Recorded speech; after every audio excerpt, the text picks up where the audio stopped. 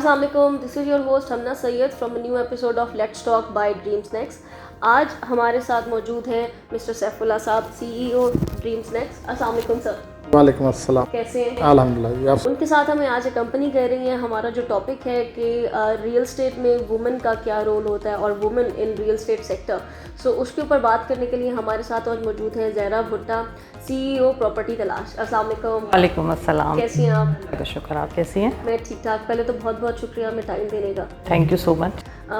जैसे आज हमारा टॉपिक है कि role of a woman in real estate sector, तो उसमें आप तो जो बात करेंगी वो आई फील के इम्पैक्टफुल होगी, लेकिन क्योंकि सर फीमेल को ज़्यादा सपोर्ट कर रहे होते हैं तो आई वुड लाइक कि हम उनसे स्टार्ट करें।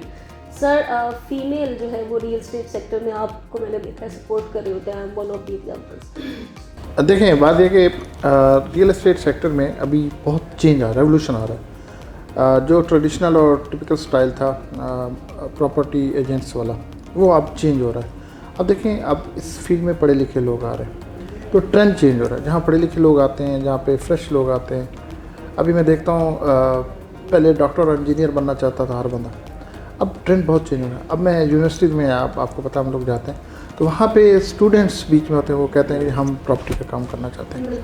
तो ये जो रेवोल्यूशन आया, जो ट्रेंड है, और ये ट्रेंड आने की एक वजह ये सोशल मीडिया रहा है। जो नए लोग आए प्रॉपर्टी में, रियल इस्टेट में, तो उन्होंने सोशल मीडिया पे बहुत काम किया। प्रॉपर्टी को तो दिखाया, लेकिन उनको ये भी दिखाया कि आप प्रॉपर्टी को किस अंदाज से आप लेके चल सकते हैं, किस तरीके से इसको मैनेज कर सकते हैं। इस वजह से पढ़े लिखे लोग आए, ट्रेंड चेंज हुआ, सोशल मीडिया इसमें इन हुआ, ट्रेडिशनल टिपिकल स्टाइल से लोग थोड़ा सा इस तरफ आए, तो फीमेल्स का भी इसमें इंटरेस्ट डेवलप हुआ। पहले गैप बहुत था, वो टिपिकल स्टाइल और उसको देखें, और फीमेल्स के लिए जो एक उनको रूम चाहिए या जिस तरीके से एनवायरनमेंट चाहिए, वो गैप था। अब ये गैप कम हो रहा है। और मैं मज़ेदार बात बताऊं कि अगर मेरे से कोई पूछे कि आपकी सेल टीम में फ़ीमेल अच्छा परफॉर्म करते हैं या मेल परफॉर्म करते हैं, अच्छा होता ये कि हमारे मेल जो होते हैं, हमारे लड़के जो होते हैं, वो जब कुछ थोड़ी सी ट्रांजैक्शन होती हैं, थोड़ी सी मैच्योरिटी आती है, तो वो पोलिटिसाइज हो जाते हैं, वो लेफ़्ट राइट की बहुत डिट्रैक हो जाते हैं। फीमेल का ये होता है, वो एक जिसे कहते हैं सिमेट्री के साथ और एक कंसिस्टेंसी के साथ चलते रहते हैं और उसमें ग्रो भी करते हैं।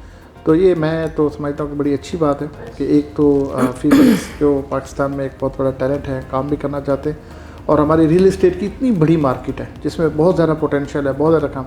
तो फीमेल यहाँ पे इंडक्ट होनी चाहिए थी, अल्हम्दुलिल्लाह हो गई हैं। और अभी ये स्पीड जिसे कहते हैं, अब पेस है, अब बहुत फास्ट, जिसे कहते हैं फास्ट स्पीड के साथ लोग इसमें आ रहे हैं, फीमेल्स आ रहे हैं। तो ज़रा भुट्टा उनमें से एक है। इनका भी बहरिया की मार्केट में स्पेशली बहुत रोल है। इन्होंने बहुत सोशल मीडिया पे काम किया, बल्कि इन्होंने बहुत सारी वीडियोस भी बनाई जिसमें बताया उन लड़कियों को जो काम करना चाहते हैं कि देखो, मैं यहाँ पे हूँ बहरिया में, मैं काम कर रही हूँ और मैं इस तरह काम कर रही हूँ, और ये एक फ़ीमेल के लिए एक अच्छा एनवायरनमेंट है। तो इनका भी बड़ा रोल है।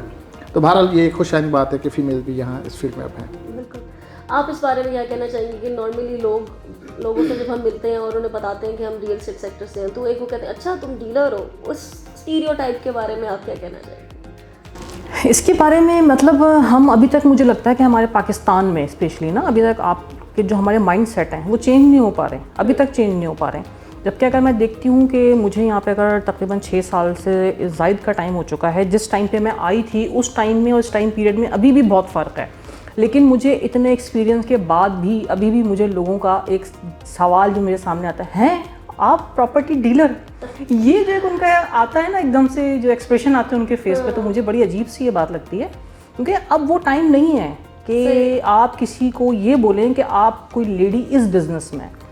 क्योंकि मेरे ख्याल में अगर आप सोशल मीडिया पे देखें तो इस वक्त तो लेडीज़ जो हैं, जो ये ट्रैक्टर वगैरह होते हैं, अगर आप वहाँ चले जाएँ तो वहाँ पे थरकोल वगैरह में मैंने सुना है कि वो जो बड़े ट्रक होते हैं वो तक वो चला रही हैं। तो हम तो बहुत अच्छी फील्ड में मेरे ख्याल में हम काम कर रहे हैं। उनके हिसाब से देखें, the way they are brought up, और उनको जो एक अपॉर्चुनिटी नज़र आई उन्होंने वो अचीव की या वो अवेल कर ली। हमें जो अपॉर्चुनिटी नज़र आई हमने वो अवेल। मतलब कहने का मकसद ये है कि लेडीज़ आज हर फील्ड में हैं। फूड पांडा, जो कि मेरे ख्याल में एक, मुझे एक बड़ी, मैंने एक स्टोरी भी शेयर की थी और मुझे बड़ी अट्रैक्ट की कि वो लड़की थी, सुबह कॉलेज जाती थी और शाम में वो फूड पांडा की राइडर थी।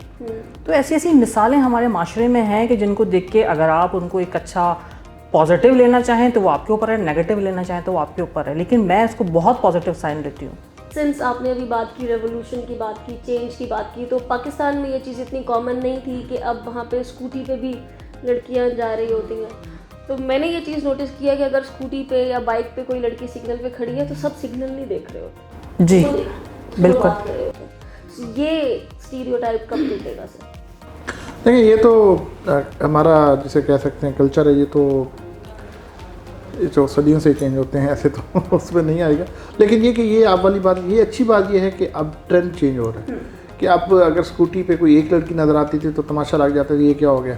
अब जो 10 लड़कियाँ खड़ी होंगी तो वो ट्रेंड चेंज हो जाएगा, तो वो जो बात है चीज़ें वो चेंज हो जाएगी। फिर हो सकता है वहाँ पे जो बात करने वाले उनकी बेटी भी इधर ही किसी स्कूटी पे होगी, तो फिर वो ट्रेंड चेंज होगा। ट्रेंड चेंज हो जाएगा, बिल्कुल ऐसी है।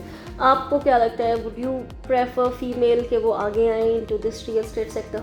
बहुत मैं कहती हूँ कि रियल एस्टेट जो है, क्योंकि अब हमारे लिए आसानी हो गई। जिस तरह अभी सैफ ने बात की कि एक टाइम था मुश्किल हालात थे, अब लेडीज़ के लिए काम करना बहुत इजी है। वो इस वे में इजी है कि सोशल मीडिया से आप अपने क्लाइंट बहुत अच्छा जनरेट कर सकते हैं, आप घर बैठे भी काम कर सकते हैं। फिर ये है कि आपको जगह जगह फिरना नहीं है। इसमें जो सबसे प्लस पॉइंट मैं कहती हूँ रियल एस्टेट में आपका ये है कि आपने बहुत सारी ऐसी होती हैं मार्केटिंग की जो जॉब्स होती हैं कि आप बैंक में, या बहुत सारी ऐसी फील्ड हैं जिसमें लेडीज़ को जाना पड़ता है खुद क्लाइंट के पास। लेकिन रियल एस्टेट आपकी वो फील्ड है जिसमें क्लाइंट आपके पास खुद आता है। आप सोशल मीडिया के ज़रिए बहुत अच्छे तरीके से आप लोगों को ये बता सकते हैं कि हम इस फील्ड में काम कर रहे हैं। अब डिपेंड करता है कि आपकी ग्रिप कितनी है रियल एस्टेट पे, कि आप कितना लोगों को बेहतरीन गाइड कर रहे हैं। और वो भी कोई मुश्किल नहीं है कि आप यहाँ पे आके घर बैठ के भी आप काम कर सकती हैं। अगर आप ऑफिस के सेटअप में काम करती हैं तो वेल एंड गुड है। और वही वाली बात है कि लड़कियाँ काम के मामले में बहुत पोटेंशियल होती हैं, बहुत अच्छा काम करती हैं। मतलब उनका जो एक मेंटल लेवल होता है लड़कों से थोड़ा चेंज होता है। वो अपने काम में ग्रिप वो चाहती हैं कि मैं 100% दूँ। जैसे हम देखते थे अक्सर मैट्रिक के रिजल्ट में, आज तक ये हाल है कि लड़कियां अचीव कर लेती हैं, लड़के नहीं करते। वो लिफ्ट ही नहीं मारते ना, तो बस ठीक है हमने पास ही मार। लेकिन लड़की की अगर परसेंटेज थोड़ी सी कम हो गई तो वो तो मेरे ख्याल में पूरी रात रो रो को उधर मचाए रखती है। तो लड़कियों की ये नेचर होती है अल्लाह की तरफ से। आप रियल एस्टेट सेक्टर में कैसे? मैं बस हम ना एक तो आप ये कह लेंगे शायद मेरा माइंड कभी भी जॉब का नहीं था। मैं किसी के अंडर काम नहीं कर सकती कि नौकरी मैं कर लूँ, मेरे सर पे मुझे कोई यस सर कहने वाली मेरी आदत कभी भी नहीं रही है। सही है। तो मैंने हमेशा बिज़नेस को ही प्रेफर किया कि मैं अपना ही काम करूँ। तो स्टार्टिंग जो ये थी कि मेरा अपना, मैंने एक जिम रन करना शुरू किया था। उससे होते होते आप समझें कि मार्केटिंग मेरा बहुत ज़्यादा शौक था। मैं उस ज़माने में फ़ेसबुक या इन चीज़ों को यूज़ करती थी कि जब लोगों को पता भी नहीं थी ये चीज़ें। तो अब ये है कि उसके बाद बस होते होते फिर मैं रियल एस्टेट में आ गई। और फिर यहाँ पे आके आप समझें कि मुझे ये फील्ड इस लिहाज से अच्छी लगी कि आपका एक माइंड चलना चाहिए इन चीज़ों में। बिल्कुल ऐसे ही है कि आप जितने ज़्यादा आप अपनी बातों से या उन चीज़ों से जितनी आपकी ग्रिप होती है, आप उतना आप क्लाइंट को कन्विंस कर सकते हैं। ना कि अगर हम दूसरा बिजनेस देखते हैं तो उसमें आपको पहले पैसे लगाने पड़ते हैं। इसमें आपको पैसे लगाने नहीं पड़ते, आपने दूसरे की जेब से पैसे निकलवाने होते हैं। सही है। ये भी वैसे मुश्किल काम है, आसान नहीं है। बिल्कुल मुश्किल काम है। अगर आप वर्ल्ड में फ्री ट्रैवल कर सकते तो आप कहाँ जाना पसंद करेंगे? सऊदी। सर जीत गए, सवाल पहला सर खो गया। नहीं, मैं अभी तक इसमें से कंफ्यूज हूँ कि जवाब सैफ ने देना था, मैंने देना था। रैपिड है। Answers first. हालांकि मैंने अब वेट किया था कि आप बोले। आप अच्छा, मैं तो ये समझ रही हूँ कि आपने उनसे पूछा है। मैंने दोनों को देखा कौन जवाब देगा। अच्छा। जो पहले देगा वो विनर है ना। ओके, तो पहले एक सर का हो गया। चले ठीक है। अच्छा, उसके बाद है लास्ट मूवी आपने कौन सी देखी? तारे ज़मीन पे।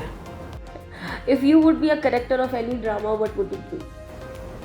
गरीब आदमी। Name a person who inspires you. Malik Riaz, obviously. Malik Riaz, सही है। आपकी पहली जॉब क्या थी? मेरी इंपोर्ट एक्सपोर्ट ऑफिसर था। जॉब कभी की ही नहीं। चले, thank you so much, this was our today's rapid fire. Thank you so much, this was our today's episode. Inshallah we'll meet in the next episode. Allah Hafiz.